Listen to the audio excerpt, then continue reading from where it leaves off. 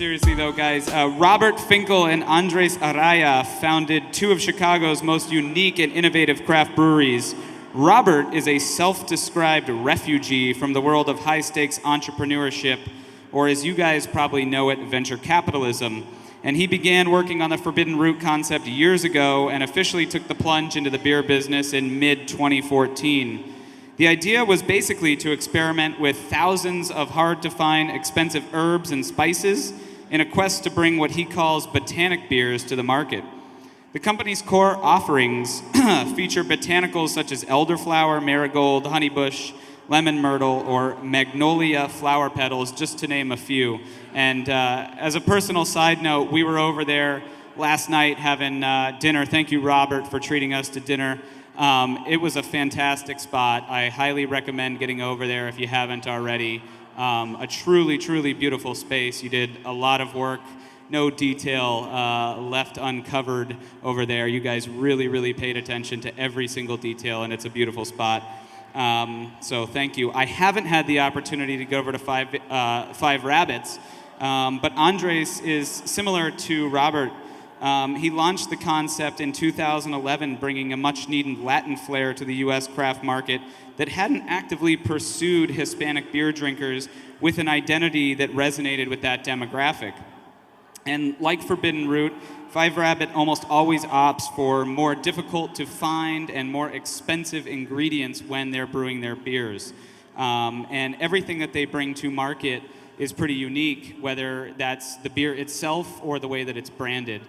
And you know, aside from sharing a common business partner in Randy Mosher, who I'm sure a lot of you are familiar with here in Chicago, they also share a love and a passion for exploring the bleeding edges of product innovation. And that's what we're going to talk about today. We're going to talk about product innovation. We're going to talk a little bit about how they're cutting through such a crowded craft beer market with their brands and the advantages and the challenges of doing so in such a small niche that they're operating in. So without further ado, Robert and Andres, come on up. Big round of applause for them.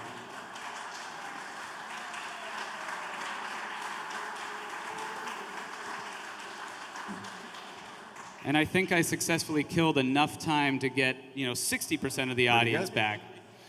But that being said, I do hear some conversations going on in the background, so I'll just remind you guys all nicely one more time, if you are conversing there in the back of the bar, please, again, just keep the conversations to a very low rumble so we can all hear ourselves think up here. Robert, Andres, thank you for joining me. Pleasure. Thank you for having us. So, just a quick show of hands, how many of you guys have tried a Forbidden Root product, been to Forbidden Root, tried a Five Rabbit product, or been to Five Rabbit? Okay, so most of you guys are familiar with these two fellows up here. So, I don't want you guys to go into too much detail, but maybe sort of the Cliff's Notes on how you guys got into the beer business and, I guess why you entered in the way that you did, and I'll start with Robert. Sure. I was in the world of venture capital for 25 years, and it started off as building companies, and it ended up as asset management. And the reason I got into it was no longer the case. I didn't want my tombstone reading, "Here lay a great asset manager." That didn't feel soulful to me. And so I was lucky enough, I actually did beer tastings in the community 15 years ago. We called it Novemberfest.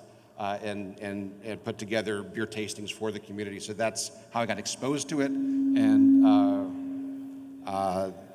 the challenge of using interesting ingredients to bring something different was very attractive to me. Awesome. And Andres, how about for you? Well, a little bit different. I started working for breweries right after college, mostly big macro breweries in Latin America.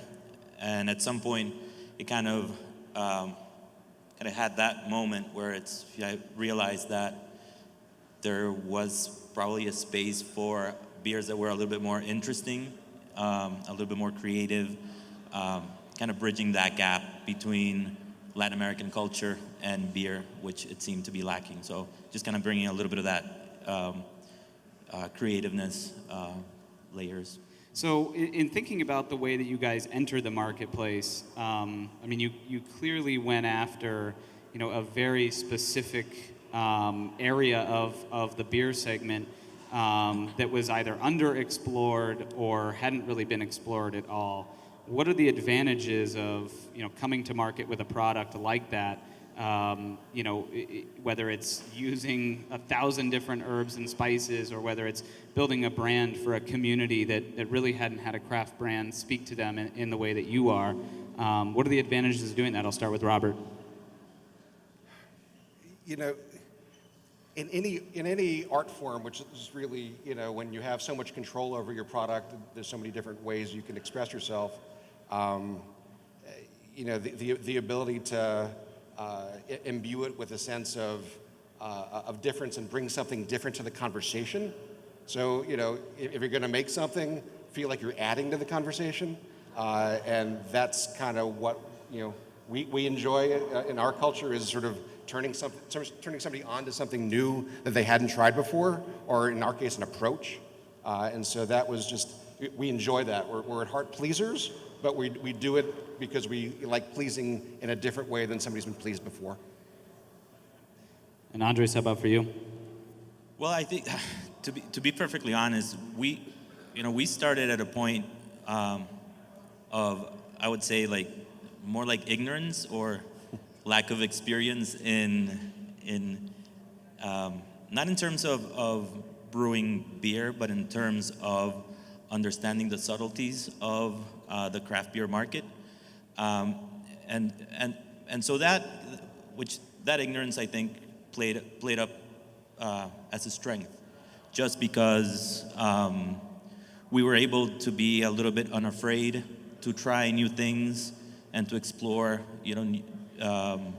flavors and styles and beers that were designed from the bottom up, rather than kind of like making a beer style and then adding some ingredients to it and just kind of have your own twist on beers.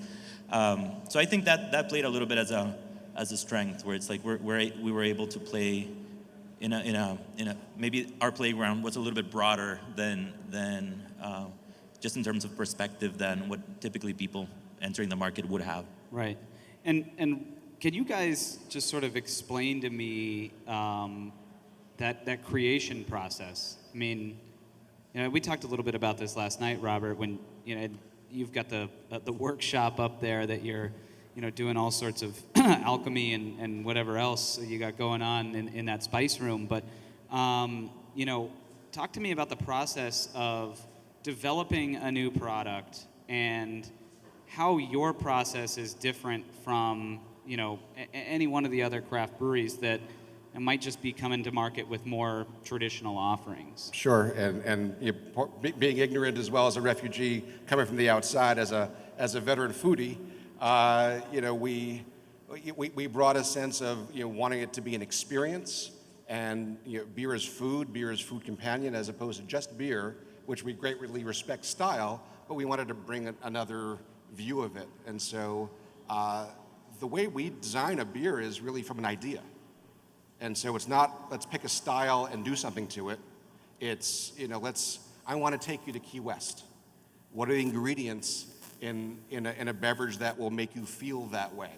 And so literally it's, okay, let's pick some ingredients. Let's pick key lime juice. We tested 40 citruses. That's the juice we wanted to, let's not use the oil. Let's use certain herbs that accentuate that.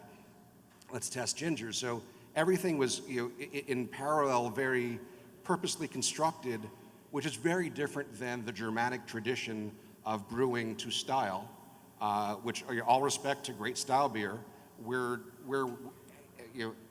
agnostic to style. Whatever the grain bill ends up to support the flavor, to support the idea, is what we use. And so, we, in my view, we have, we're painting in HD because we're not using 4 ingredients, we're using 1,000, which, by the way, entails a lot of failure along the way. So it takes a long time to develop these beers, but that's the process of taking an idea, failing, continuing to innovate and pilot brew, and then the reason we built the showcase was to be able to get feedback, express ourselves, see what's working, dial it in, and then figure out what's working. But this isn't dissimilar from what other breweries around the country are doing. I mean, a lot of them are experimenting and tinkering and testing and trialing. So what makes your guys' stuff feels different. So what makes it different? Well, because from the very beginning, the culture and the approach is not making a style of beer and then figuring out how to put an adjunct into it, right? We spent 2.5 years just figuring out what these various spices and herbs do, how you coax the beauty out of them. That's part of our learning experience curve. And so from the very beginning, we wanted to innovate that way. So brewers don't take that approach typically.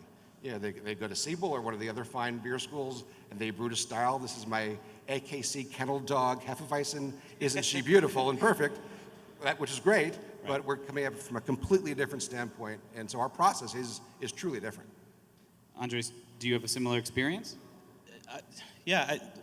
Because you worked in the macro breweries before. I did, and I think it's, again, this, going back to my previous comment, right? We started Five Rabbit at a very different, with inspiration coming from a very different angle. So instead of trying to brew beers to style or having, it's like I brew Belgian beers or I brew German style beers, etc. Ours was more, let's bring in that kind of that side influence of that's a culture. And so it opened up a lot of our blueprints for designing beers, I feel, are a lot more flexible. And some of them include, ingredients and layers of ingredients and complexities. Some of them very subtle into the beers that we brew. And maybe some of them only us can detect that there's, like no one really can sense that they're there, but we at least designing the beers, we feel that they need to be in that, complex, balanced beer. Others are a lot more simple, a lot more flat. And I think inspiration doesn't only come from, when you're designing a beer, it doesn't only come from an ingredient or from a food. It comes from a moment, from a place, from a moment in time in your life, summer, winter, when you're a kid, when you're, that sort of thing. So, right. It's okay to clap, guys. Thank you, Chet. There we go. Yeah, let's show those guys in the back what they're missing out on. Yeah, all right.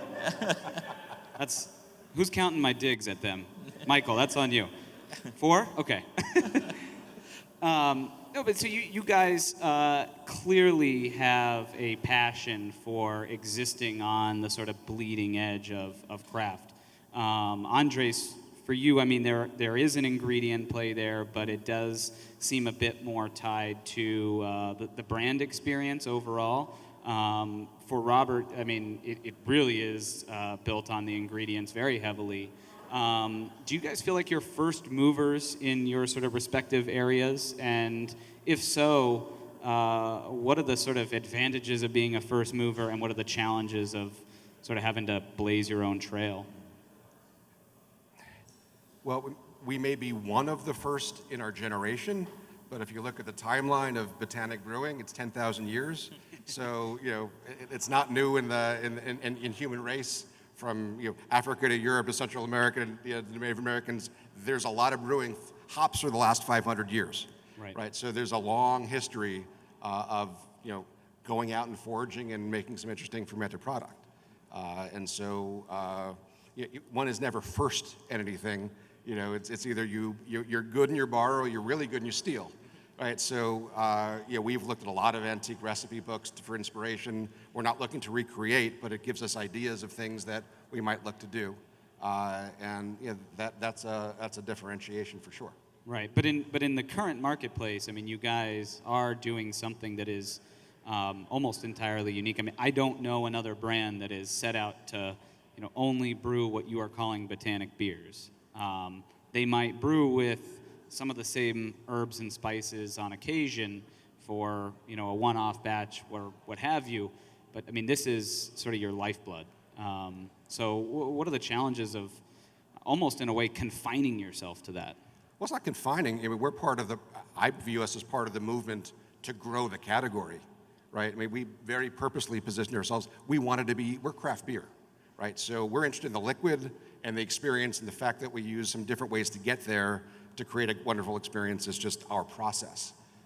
So I don't view it as confining. I view, 4 ingredients and what you can do is more confining than having 1,000 that we experiment with is confining.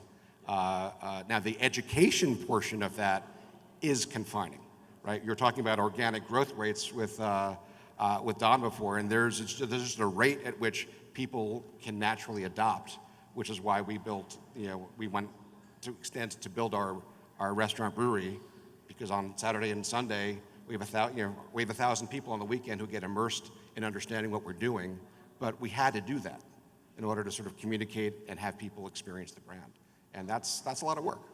Yeah. Well, it's also very simple. No one walks into their neighborhood corner bar and orders a Oaxacan style dark ale. It's like they don't ask the bartender, what's your best Oaxacan style dark ale on draft, and it happens with they do ask for the what IPA do you recommend, what pale ale, what pills, what all that, and so it does take. There has to be some education. There has to be a lot of communication between what we're doing at the brewery to the distributor, to the retailer, to the person that's working behind the bar, to be able to communicate as much of the complexity or as little of the complexity of the beer that we're looking to communicate. And if you you only have a phrase in a chalkboard in a bar. To explain beers that might be, might take paragraph of explanation to really get clear. So there are some limiting factors, but I think more and more, like Robert was saying, as a category, craft beer has been growing beyond those boundaries, and people have been more open to trying new things, and it's all about kind of getting to that same place at the end of enjoying this beverage, but also challenging your palate a little bit, and looking for variety. And I think more and more I believe it's a little bit easier, and I think that's where the industry is going. But definitely it's harder when you're talking about ingredients that people are not familiar with. Right. Maybe some wording or experiences that might be from another culture, might be in a different language, might be very foreign to a lot of people. And so the challenge there is, how can you be open and approachable and get people, kind of lure people into, yes, try this beer. I promise, even though you don't know what the ingredient is, and maybe you're not really clear where we're going with it, hopefully little by little people trust us and try our beers and move forward. Right. So you don't have to show us all the pages of the playbook, but what are some of the ways in which you guys are going about that entire education process? Because I find it specifically with the Forbidden Root brand, it was particularly challenging for me to really understand what you were going for until I stepped foot in the brewery tap room. And I know you had exchanged multiple emails with me telling me that you won't understand until you get here. Right. And that sort of natural next question for me is like, okay, well, for the people who can't get there, how do you make them understand? It's challenging. There's an arc of change within craft beer that's similar to food. I mean, interesting niche foods all of a sudden became specialty foods as an industry, right? It took 15, 20 years, right? Within beer, people are more open. You've got more explorers within the craft beer crowd that are interested in, understanding, things beyond what they've had. And so, but that's many year-long, trail. Our attempts at, getting people to, engage with us are, tastings, right? If we're at festivals, we win more than our share, right? The longest line, people sort of get it, they're interested, they tell their friends. It's not grandma's perfume.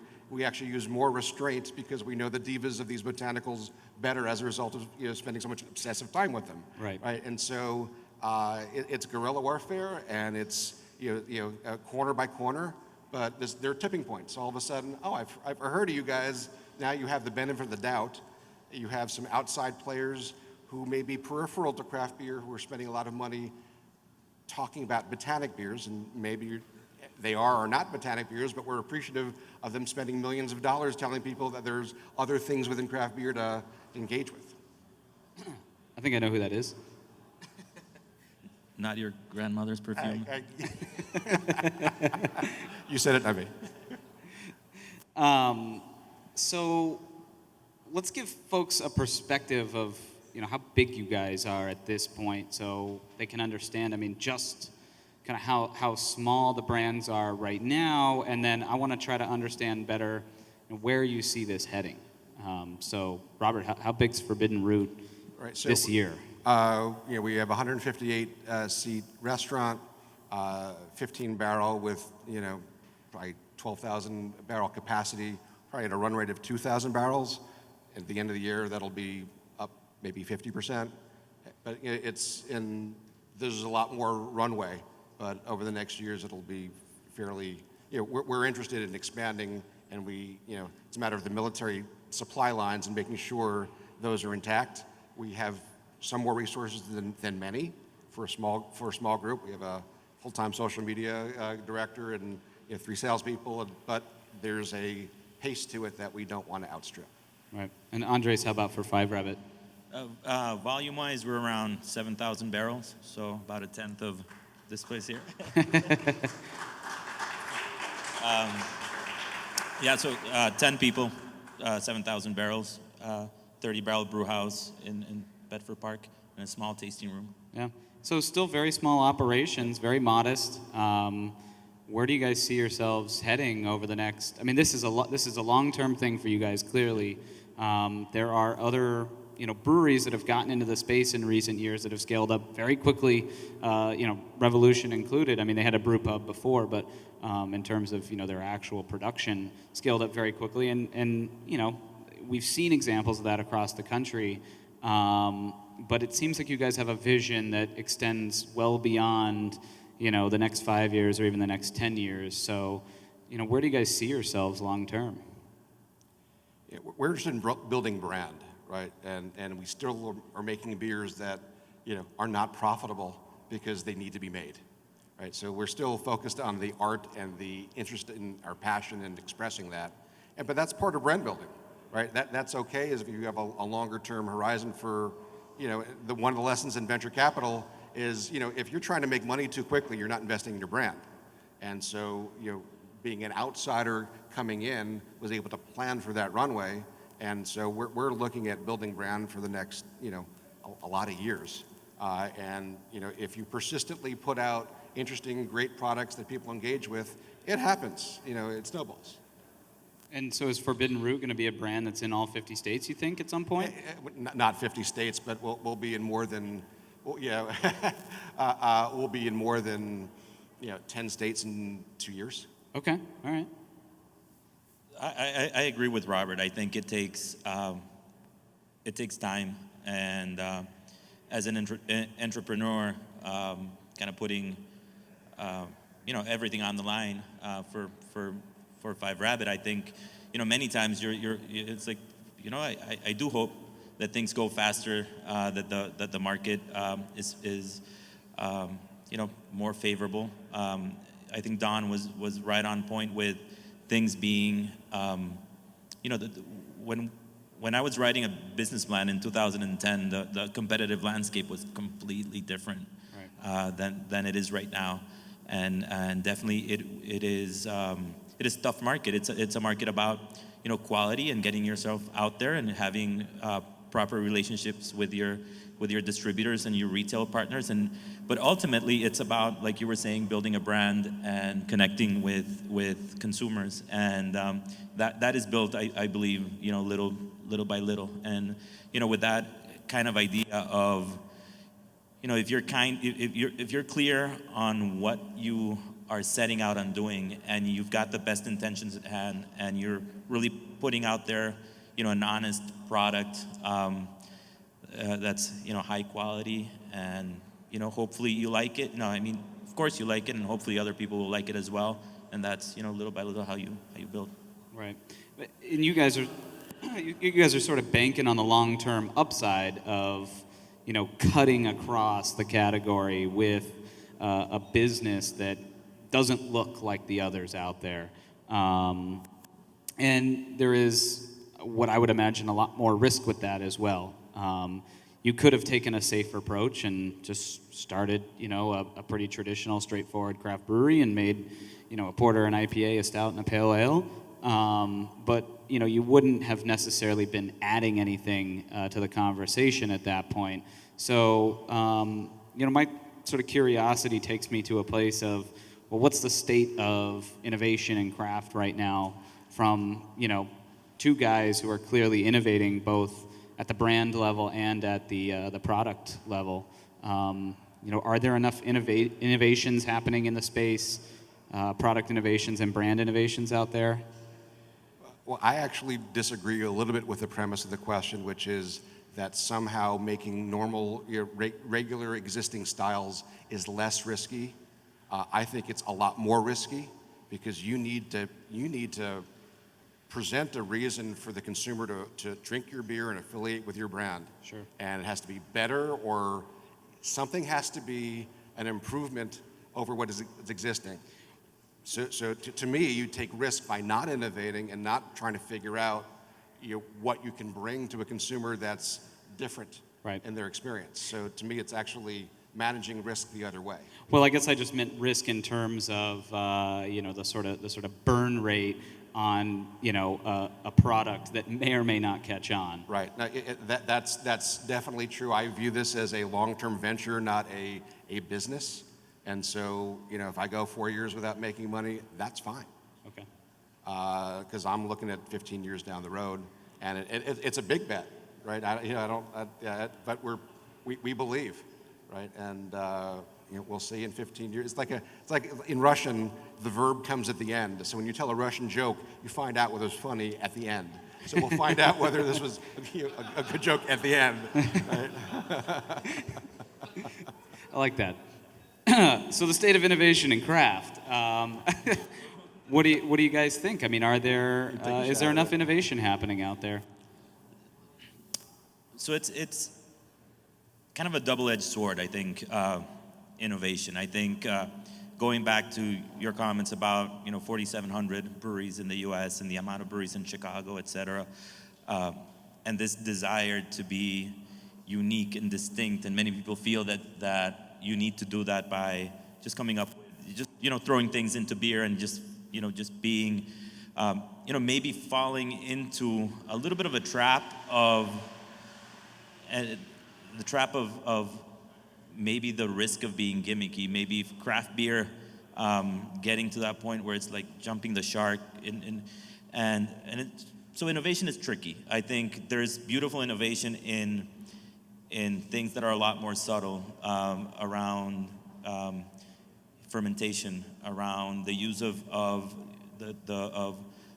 different malts and grains, the way you process your beer, not necessarily in terms of ingredients and being like hitting people in the head with, let's throw a ton of something into something, or something that'll bring people's attention.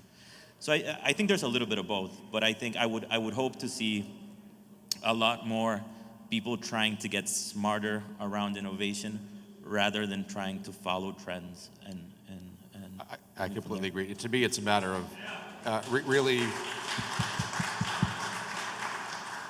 I mean, getting older is an exercise in becoming more of yourself, and the extent at which you can sort of enjoy the quirk and the OCD and the things that are inside, and collaborate with people who are similar values but different thinking to sort of express some of those things that are inside and coming out, and it's trying to be something, and you hope that what that is, because that's what you're going to be going forward, is something that works. But it's got to come from within. It can't be market driven. Right. So I want to talk a little bit about the Five Rabbit brand specifically. You guys have done, you've sort of segmented the beers that you produce in a very interesting way, and it's very purposeful. It's pretty clear, even if I don't understand, all of the descriptions or understand sort of the monikers that you've placed on each of these groupings. It's pretty clear that it was deliberate, and I want to understand why you did it that way, and how it's helped you, I guess, present the Five Rabbit brand as a whole to customers in a much more understandable fashion. When you have things like the patelas, is it patelas? Paletas. The paletas brand, and I'm going to totally butcher them, so I'll let you do them. I grew up in California, but I took French, so I'm the dumb one here. Close enough. No, so we do have, and just taking a step back, I don't know if we've done a good job of it, but basically we started with the fives, and the fives are kind of what we call the fives. So 5 lizard, 5 flower, 5, not yet 5 flower, but 5 lizard, 5 vulture, 5 rabbit, and 5 wolf, and 5 and they're kind of what I believe to be the heart and soul of what we do. They're meant to be layered and complex and have depth to them in terms of flavor, but also in terms of like the story behind them. And so they do take a little bit of communication, a little bit of, but they say a lot about who we are. Usually we use specialty ingredients. They're designed to pair well with food, etc. Also, they're designed to be easy drinking and not super big. They come in 6-packs. They're meant for you to be able to drink a few of them. We wanted to branch out from that to both sides, to making beers that were a little bit flatter, a little bit more straightforward, still interesting and still communicating a purpose, but not really.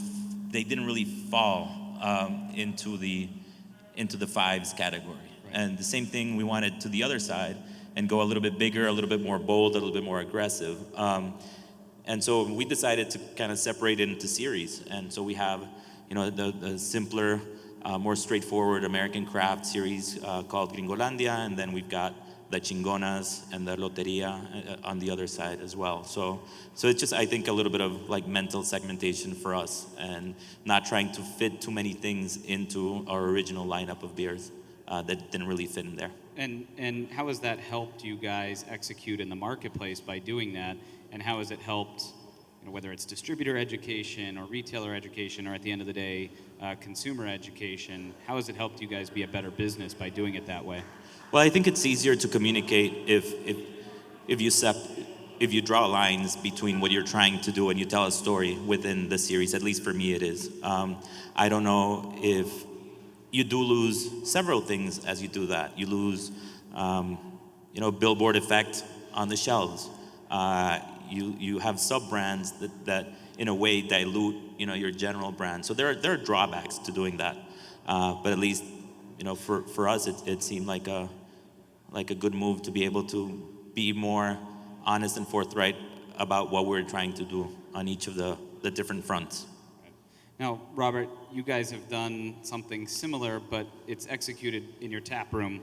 So you have your core brands, and then you have, a bunch of sort of experimental, one-off, small batch offerings that you're doing in your tap room. Like I said, had a couple last night. Very, very good. What's sort of the long-term plan there? Do you plan to sort of incubate beers and eventually bring them into a core lineup? And walk me through sort of the strategy. I think a lot of breweries do that, but I'm curious to hear how you would approach it, because you have such a heavy focus on being this botanic brewery that has to incorporate so many different ingredients. Sure, and we're a little earlier than Five Rabbit is on the evolution of our story and the brands and segmentation on the shelves. But we just recently repackaged into 6-packs and completely redesigned. I found one of the great botanical illustrators who, these people are incredibly talented and make like minimum wage for their sketches, and we got these beautiful 14 images we put on packaging, and we're inspired by the space itself that we designed, because that was a more updated version of what we saw as the brand. And so those are all very sessional beers. Money in My Rhine, Sublime Ginger, WPA are sort of all in the 3.8 to 5% land of ABV, and so the restaurant is beyond a showcase. It's an innovation flywheel. So Money on My Rhine came from dialing in a gin and juice beer that we got a good reaction to. We dialed it in. We couldn't name it, so we did a contest, and a bottle of bourbon, and a bartender later, won that with Money on My Rhine, and we were grateful. So we have certain, seasonals. We have a cherry tree Amaro, so we're trying to put out some interesting one-offs that way. But there's a certain threshold to get into a six-pack. I'm sure there'll be other beers that come from what we're doing, but it's very patient and only when it's time. So is that threshold just what you can price it out at to the consumer, or no. how much does pricing play into this? With the usage of all these exotic ingredients. We find certain ingredients, while they're expensive, they're very concentrated, and we designed. I showed you the flavor torpedo, where it's it's pressurized and meshes, and it's a way to coax the flavor out of. Because brewing is not a particularly effective extraction process versus other processes. We try to get a leg up, and we think it's worth it to use some of those. We're not using them because they're expensive. We're using them because they're beautiful, and will somebody pay 50 cents more a bottle for a great versus good version of a beer? We think so, but we'll see. And how have you gone about communicating that to the consumer? Because that's a tough thing for people to understand, to wrap their head around the fact that you've gone out of your way to source, some sort of ingredient that they're not familiar with, and they probably, wouldn't be familiar with had they not come across your beer. So how do you talk to the consumer and let them know, hey, here's this thing you've never heard of, let me tell you about it, and then let me tell you why you should pay more for it? It's really it's a distributor conversation and education, because all we need is to get into somebody's mouth, right? That's the goal. Quote of the night right there, Robert. Note Andreas was agreeing with me. So that's the goal, and so whatever gets us there. I agree with Robert there. I think there's no way you can. If us as producers think that there's different levels of probably any ingredient, and there's different ways of processing them, and some in terms of processing, most of the time the most complicated and time consuming is the best. I don't know why, but that ends up happening. Same thing with the best ingredients. Usually they're pricier, they're harder to get. If I think it normally comes at the detriment of, I don't know about you, but at least our margins and our belief that in the end, consumers will be able to tell that, little by little, building your brand, that I'd rather this cherry stem beer over this other cherry stem beer that used and it just takes time, and you just kind of have to suck it in and be able to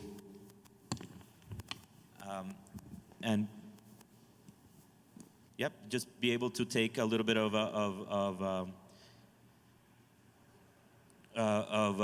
margin crunch. Regrettably, consumers pay a lot for ABV. They pay a lot for the word barrel in a beer. They pay a lot for many things, but low ABV, subtle ingredient-driven beers are typically not high-priced beers. At least the market is not there yet, and just takes time, I think. Do you need that to change in order to be successful? I believe it will change over a long period of time, and we don't need it to be, but the sooner it happens, the happier we'd be. It's an investment in our brand. Right. So the sort of next logical question there is, how long can you guys continue to operate in the way that you guys are hoping for that to change?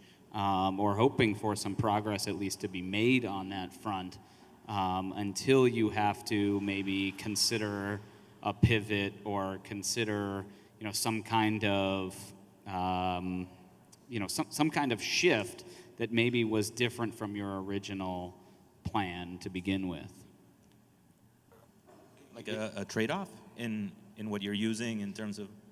Either a trade-off in what you're using product-wise, or bringing a product to market that, might not necessarily be something that 100% fits with your concept of, hey, this is a botanic beer, but we realize that we just need to have a beer that's going to be something that people drink. I mean, how long can you continue to press on sort of the dream of owning the business that you all want it to be, and forcing, or at least trying to force, some of that change in order to get there, before you have to consider maybe doing something that is a little bit different than what you intended?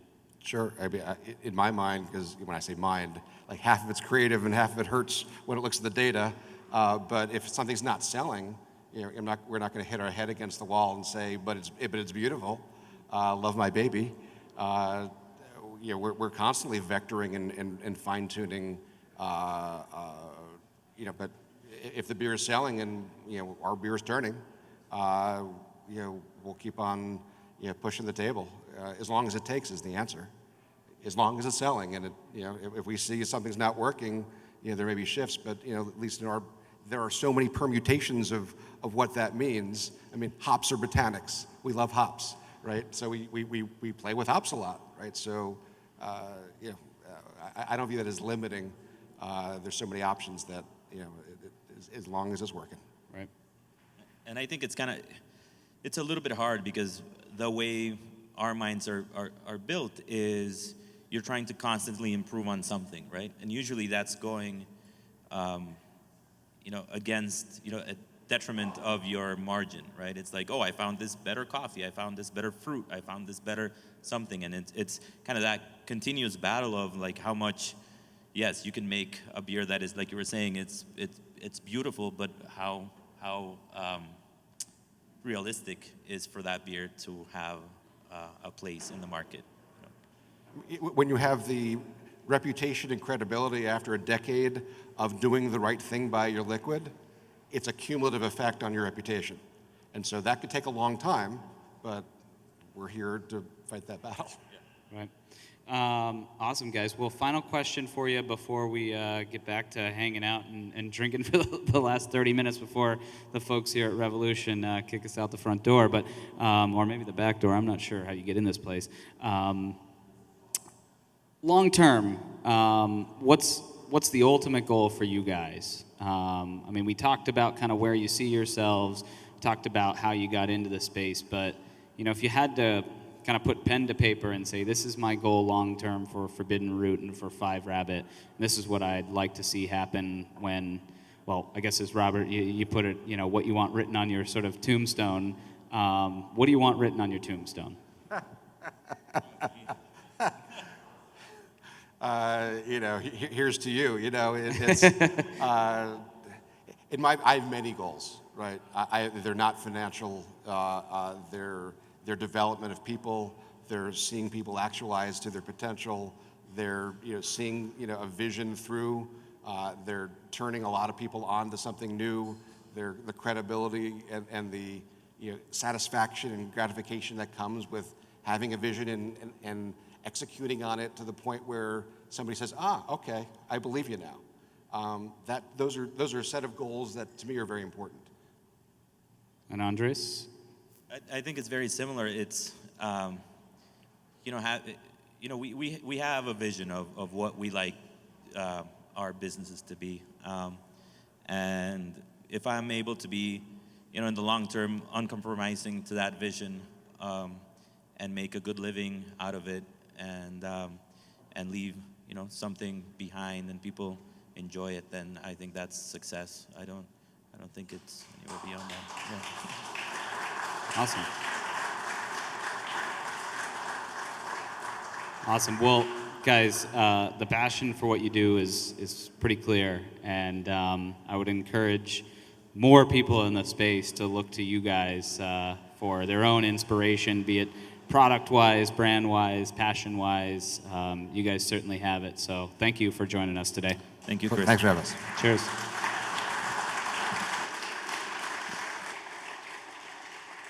And with that, I will thank you all for joining us tonight, and thank you.